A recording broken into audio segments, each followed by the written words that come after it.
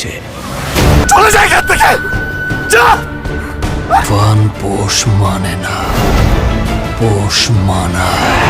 ওরে ভাই, প্রিয়তমা রাজকুমার তুফান একদম হেটিক ছক্কা মেরে দিল মেগাস্টার শাকিব খান। এক বছরে সুপার ডুপার ব্লকবাস্টার হিট করে দিল 3টা ছবি ভাই। তো এইসব বিষয় নিয়ে কথা বলবো, তো সম্পূর্ণ ভিডিওটা সবাইকে না টেনে দেখার জন্য আবারও আপনাদেরকে বিশেষভাবে অনুরোধ করা হইল।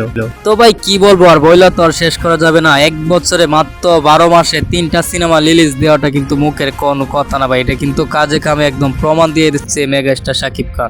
গত কোরবানি ঈদে মুক্তি পেয়েছিল প্রিয়তমা, তারপর রমজান ঈদে মুক্তি পেয়েছিল রাজকুমার, আবার এই ঈদে মুক্তি পেল তুফান। 3টা সিনেমা কিন্তু 12 মাসের ভিতরে মুক্তি দিয়েছে megastar Shakib Khan.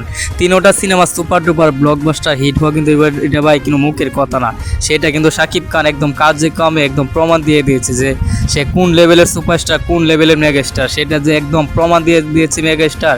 Back to back super hit, back to back 6 মেরে দিল, যেন একদম হেটিক চক্কা মেরে দিল শাকিব খান, এটা কিন্তু একদম প্রমাণ দিয়ে দিয়েছে।